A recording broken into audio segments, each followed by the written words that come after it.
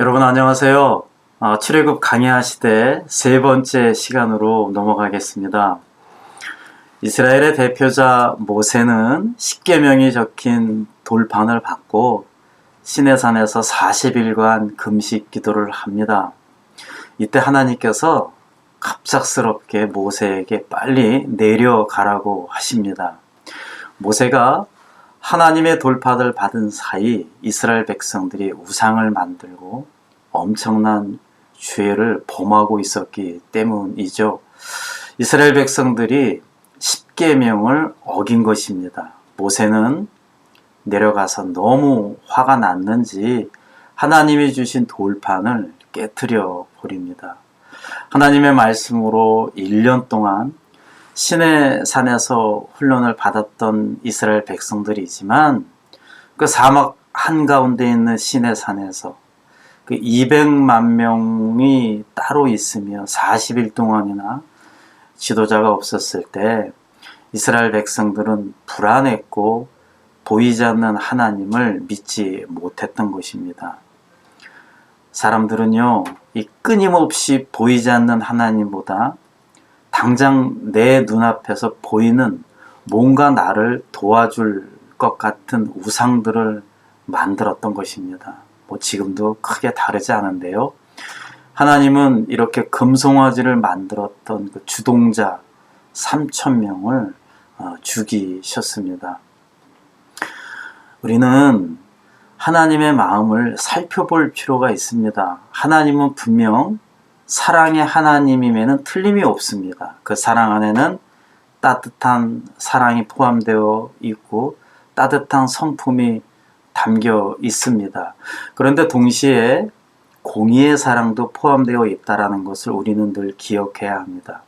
우리가 자녀를 키울 때 그 자녀가 잘 자라면 좋은데 혹 가끔 나쁜 행동을 한다거나 바르게 행동하지 못할 때 엄마라면 아빠라면 당연히 그 자녀에게 타이릅니다. 그래도 말을 안 들으면 혼냅니다. 그래도 말을 안 들으면 아주 몽댕이를 들죠.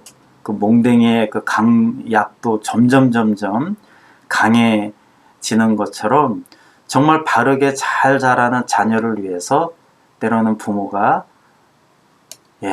이렇게 체벌을 가하는 것처럼 하나님은 사랑의 하나님이면서 동시에 공의의 하나님이시다라는 것을 우리는 늘 기억해야 합니다.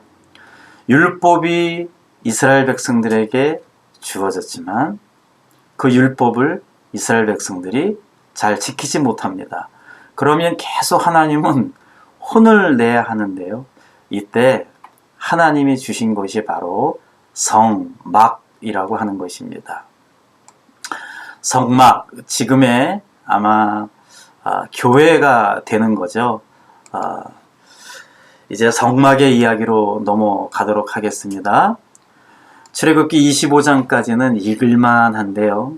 27장부터는 이게 도대체 무슨 말씀인지 모를 정도로 생소한 단어들이 등장합니다.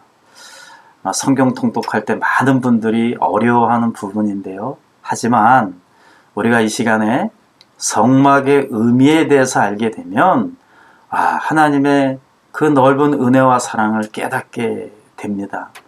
우리가 하나님의 말씀을 잘 듣고 그 말씀을 지키며 축복이 있지만 우리의 육신은 연약해서 안타깝게도 이것을 다 지킬 수가 없습니다. 아무리 노력해도 한계가 있습니다. 사람은 육신에 따라 자신을 위해 움직이고 우리는 오감으로서 하나님을 도저히 느낄 수 없기 때문이죠.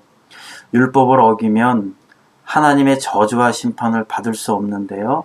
사람들은 이 율법을 모두 지킬 수가 없습니다. 그래서 주신 것이 바로 여러분들 지금 보이는 성막입니다.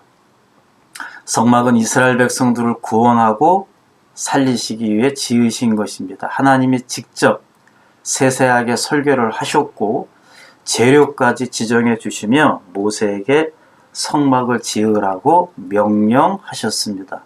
이스라엘 백성들은 하나님의 말씀에 순종하여 성막을 완성하게 됩니다. 이 성막의 특징은요, 이게 이렇게 사진을 쭉 보면 이 주변에 12지파가 있고요. 이 정가운데에 크기를 치면은 한 축구장 반만한 크기입니다. 그보다 약간 작은데요. 입구는 오로지 한 군데. 우리가 구원받는 그 길도 오직 한 군데잖아요.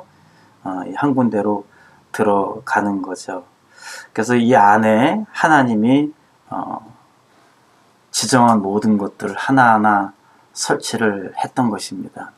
이 처음에 성막은요, 땅 사방에 나무 기둥을 박아서 천으로 둘러싼 것입니다. 성막을 텐트로 지은 이유는 이동을 해야 했기 때문입니다. 이스라엘 백성들은 확실하게 가나안 땅이라고 하는 목적지가 있었기 때문에 그 광야를 계속 이동하면서 이 성막을 이동하여 설치했던 것입니다. 이 성막에 들어가는 문은 단 하나라고 했습니다. 우리가 구원으로 들어가는 문은 오직 하나라는 의미가 있죠. 성막 안에는 이렇게 뜰과 성소와 지성소가 있습니다. 뜰을 지나 성소를 지나 지성소에 들어가면 바로 하나님이 임재하시는 곳이다 라고 했습니다. 교회를 다니고 교회의 문을 열고 들어오고 그리고 그저 사람만 만나고 간다면 뜰에서만 지내다가 간 거죠. 하나님을 만나지 못하는 것입니다. 예배실에서 온전하게 예배를 드릴 때 하나님을 깊이 만나는 것입니다. 이사야 선지자는 교회 마당만 밟고 가지 말라는 경고를 했습니다. 이 성막의 구조를 자세히 보면 이 성막의 구조는 신앙 성장의 다섯 단계를 보여준다라고 할 수가 있는데요.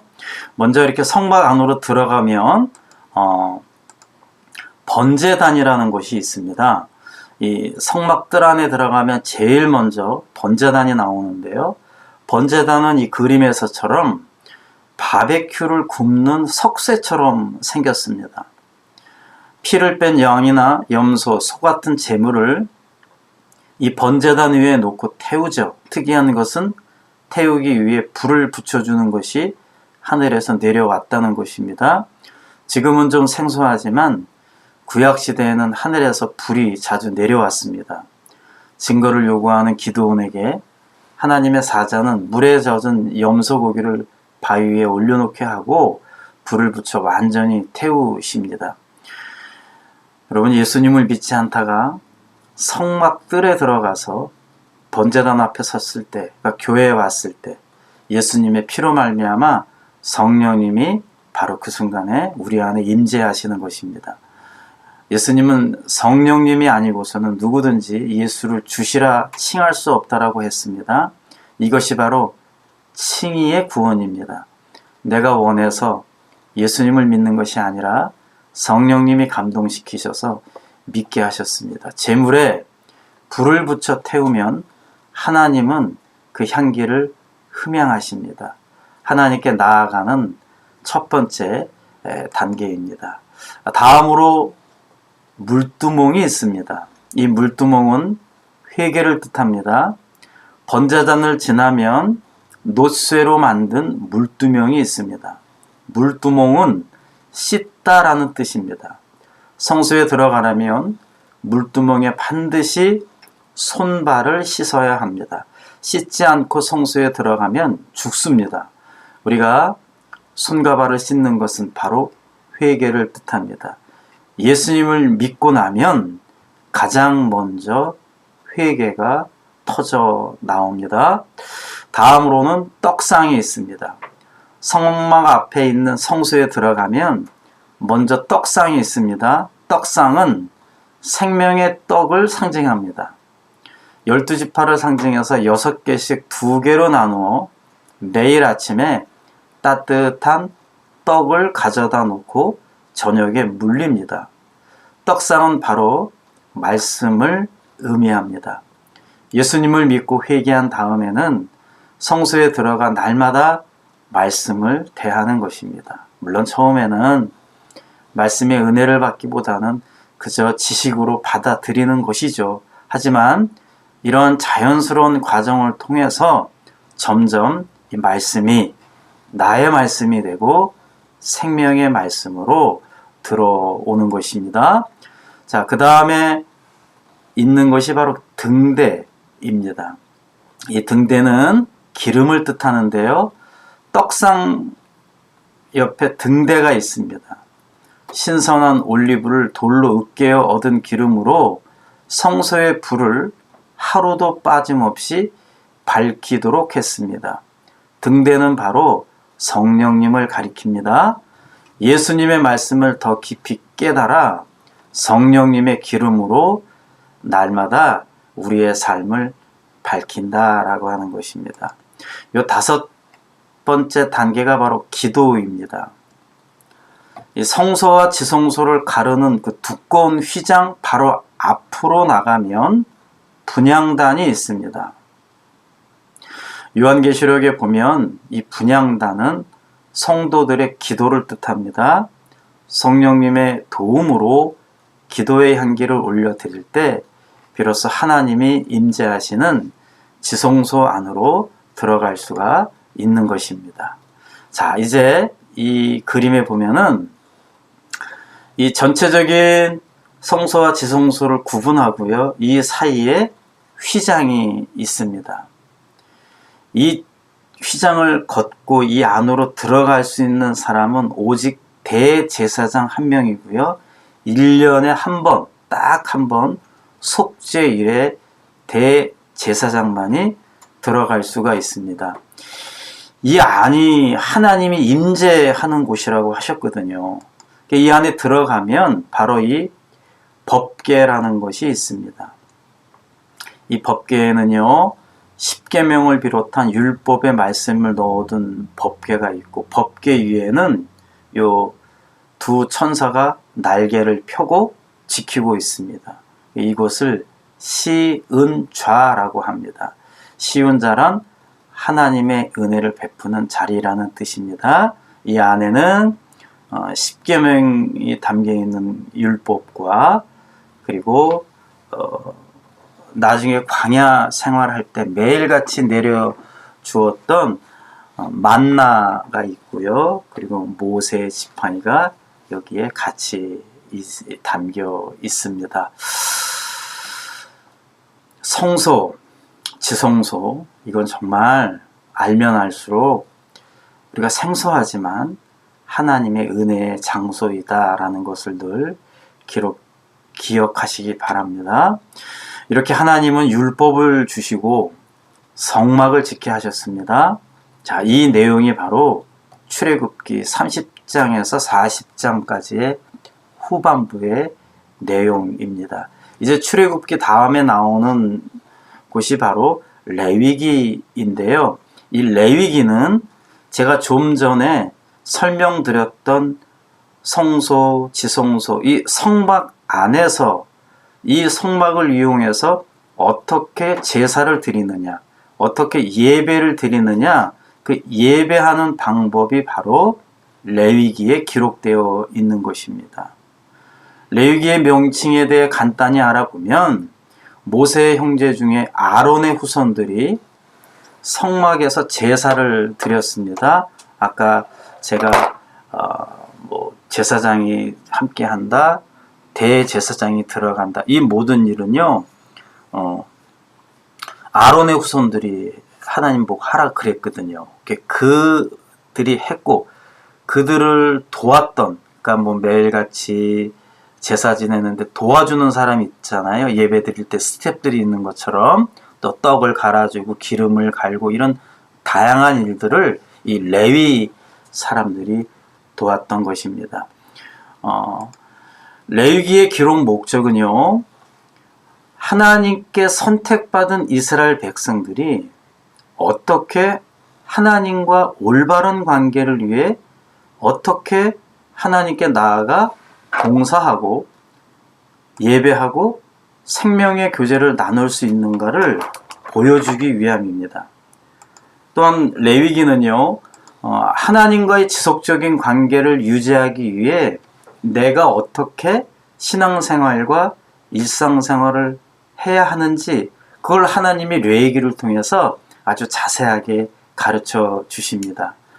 그리고 하나님께 예배하는 방법, 어떤 마음으로 예배를 해야 하고 어떻게 하면 하나님이 기뻐하시는지, 어떻게 하면 좀 세상 사람들과는 좀 구별된 삶을 살아갈 수 있는지에 대해서 레위기는 자세하게 가르쳐 주시고 있습니다.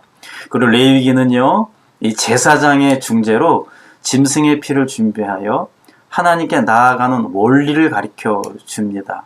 그래서 결국은 이 모든 것의 종착지, 끝부분은 바로 장차 율법의 완성이고 유일한 중보자이시고 친히 대속제물로 되어주신 예수 그리스도를 통해서 하나님께 나아갈 수 있다라는 것을 보여주는 것이 바로 레위기입니다.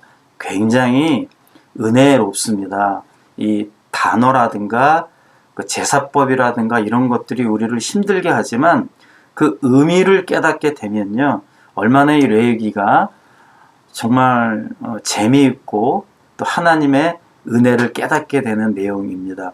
레위기는요, 크게 두 부분으로 나아갈 수 있는데요, 하나님께 나아가는 방법, 하나님께 어떻게 나아가야 하는가, 이게 1장에서 10장까지 기록되어 있습니다. 그리고 11장에서 27장까지는 우리가 하나님과 늘 동행을 해야 하는데 어떻게 하나님과 동행해야 하는가, 그 방법에 대해서 구체적으로 다양한 주제를 통해서 하나님이 가르쳐 주셨습니다. 오늘은 이집트에서 해방된 이스라엘 백성들이 시내산에서 모세를 통해 율법을 받고 성막을 짓고 난 다음 하나님과 올바른 관계와 신앙 유지를 위해서 어떻게 하나님께 나아가야 하는지 당시 하나님이 직접 가르쳐 주신 5가지 제사 방법, 예배 방법에 대해서 말씀을 나누도록 하겠습니다. 제가 1월달 5주간 우리 타코마 우리 교회 성도님들에게 설교했던 내용들인데요, 다시 한번 요약해서 말씀드리도록 하겠습니다. 먼저 지금 설명드리는 제사법, 즉 예배는 구약 시대의 제사법입니다. 지금은 같은 방법으로 드리지 않습니다. 그 이유는 나중에 말씀드리기로 하고요. 이러한 제사를 현대에 드리지 않지만 각 제사마다 나름의 의미와 상징은 그대로입니다. 이러한 제사마다의 의미를 안다면 우리의 신앙은 더욱더 성장해 나갈 수가 있을 것입니다. 자, 먼저 5가지 제사 중에서 번제에 대해서 말씀을 드리겠습니다. 번제는 구약시대의 가장 대표적인 제사입니다. 이 제사의 특징은 조금도 낭비없이 재물을 온전히 불태워 버리는 것입니다.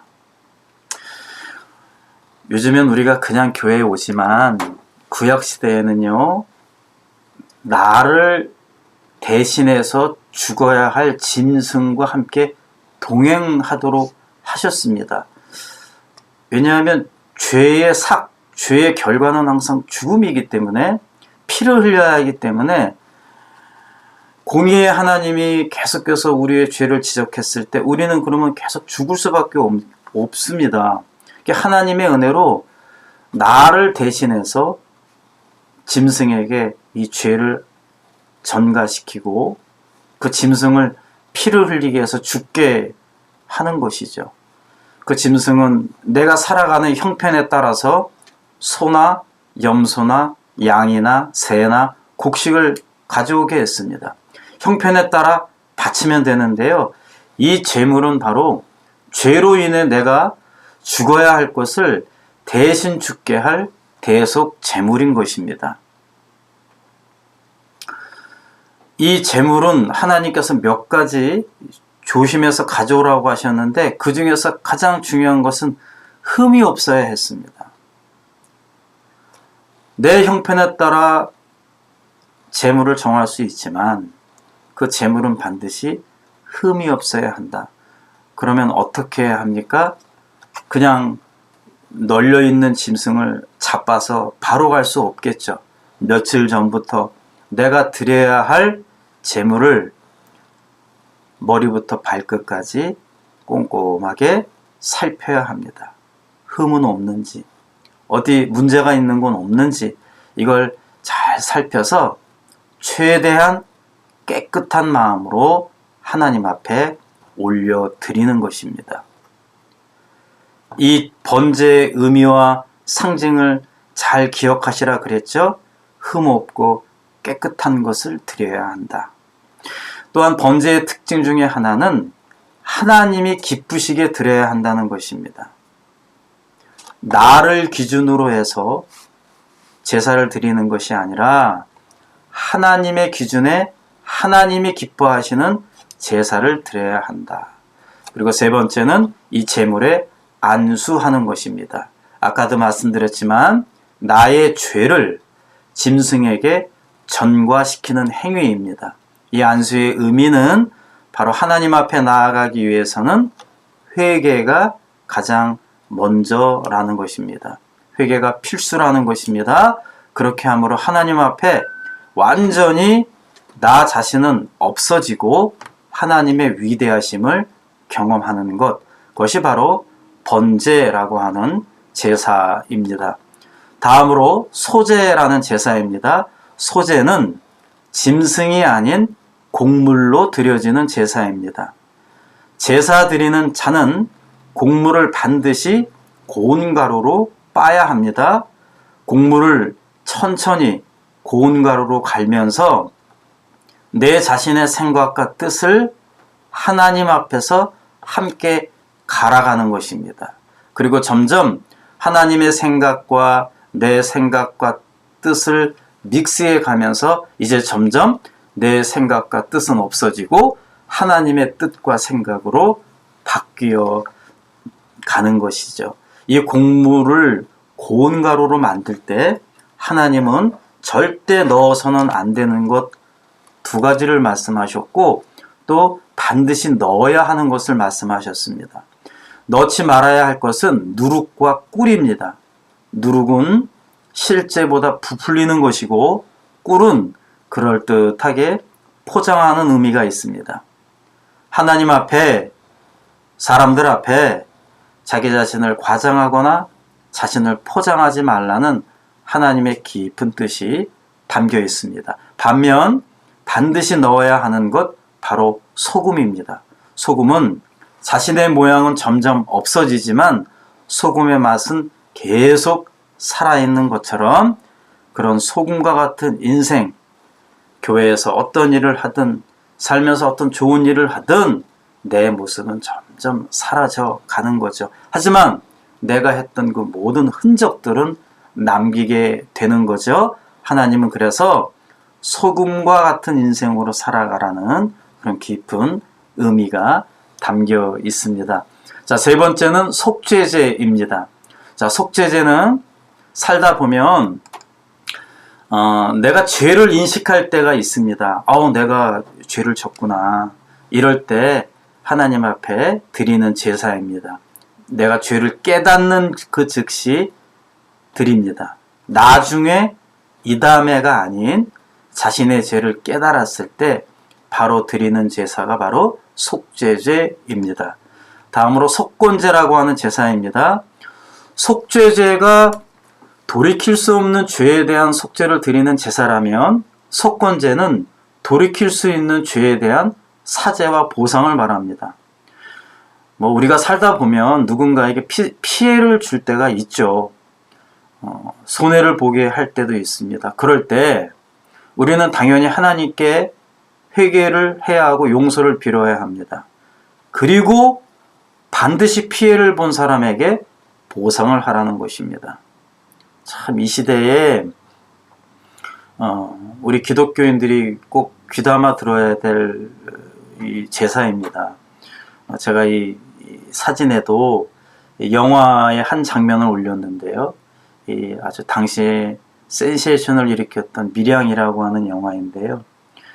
잘못을 해놓고 하나님께 용서를 빌었다고 자신은 떳떳해 합니다. 편안해 합니다. 하지만 그 피해를 본 저 여인은 절규를 하죠.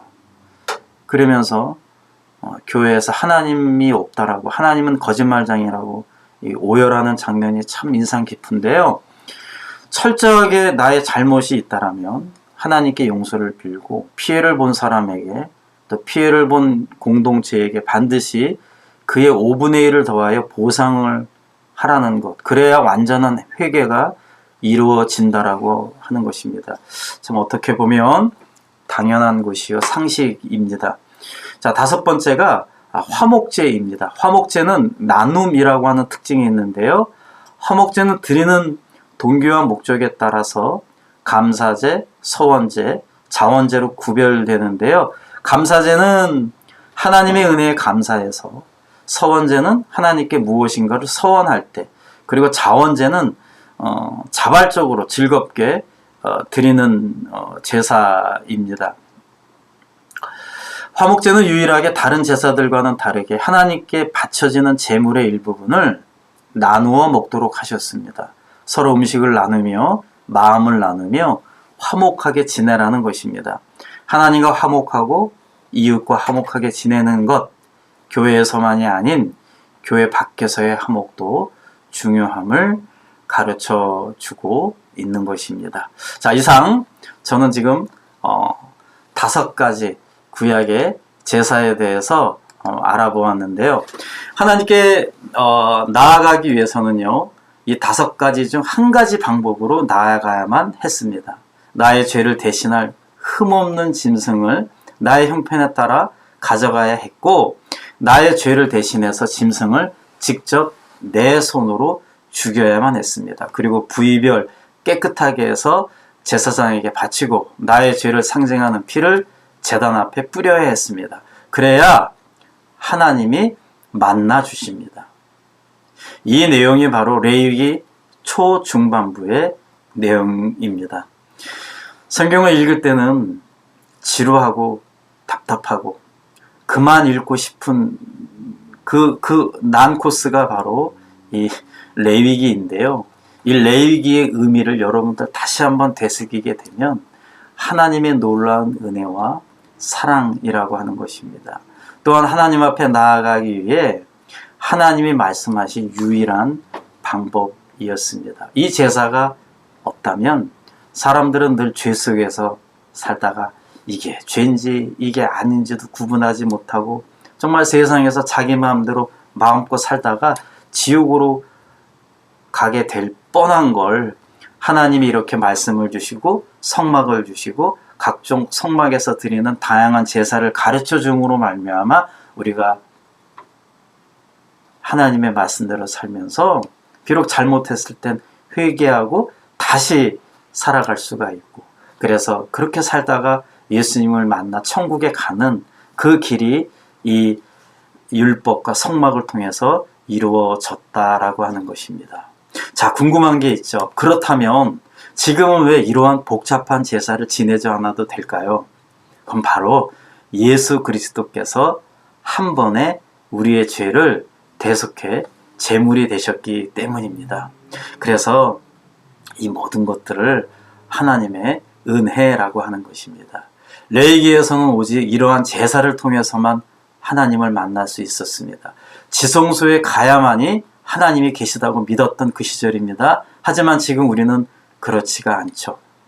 하나님의 은혜로 우리는 그저 예수님만 믿으면 구원을 얻고 자유롭게 신앙생활을 할 수 있게 된 것입니다. 성전이 천막으로 된 그러한 그 곳이었지만 지금의 성전은 바로 여러분과 저의 마음속이 바로 성전이고 이 안에 예수님, 성령님이 거하신다라고 하는 것입니다. 레위기의 제사 내용이 복잡하고 어렵고 이성적으로 이해가 안 가는 제사입니다만 그 제사를 통해서만 하나님께 나아갈 수 있었던 것처럼 우리는 지금 예수님을 통해서만, 오직 예수님을 통해서만 하나님께 나아갈 수 있음을 레위기는 우리들에게 귀한 메시지를 주고 있습니다. 제사 드리는 방법이 복잡하고 힘들고 어려울수록 지금 우리가 드리는 제사는 너무나도 평온하고 간편하고 감사하죠. 이 모든 것들이 예수 그리스도 때문에 일어난 것이다. 이것이 바로 레위기가 주는 핵심의 주제입니다. 우리가요, 이 마라톤이나 달리기를 하다 보면 힘든 때가 옵니다. 난코스도 있고요. 포기하고 싶을 정도로 힘든 곳이 곳곳에 있는데요. 이 성경 통독을 할 때 특히 이 레위기에 들어가면 그렇습니다. 많은 분들이 큰 맘 먹고 창세기 들어가서 출애굽기까지 잘 오다가 한 출애굽기 중반부터 이 도대체 무슨 얘기야 하면서 성경책을 덮는 분이 열의 9입니다. 우리는 그 열의 9에 들지 마시고요. 열의 한 명은 그 난 코스를 이겨납니다. 100% 이해하면서 넘어가려고 하지 마시고요. 이렇게 하나하나 이렇게 읽다 보면, 우직하게 이렇게 읽다 보면 하나님이 그 읽는 사람들의 수준에 맞게 깨달음을 주세요. 우린 그걸 그대로 받고 은혜를 받으면 됩니다. 여러분 절대 포기하지 마시고 이 복잡한 레위기 안에 담겨 있는 그 보석과 같은 하나님의 은혜를 반드시 발견하실 줄로 믿습니다. 잘 극복해 나가시기 바랍니다. 감사합니다. 다음 주에 계속 이어지겠습니다. 오늘도 좋은 하루 되시고 하나님이 함께 동행하신다는 사실을 믿고 행복한 하루가 되시기를 간절히 바라겠습니다. 감사합니다.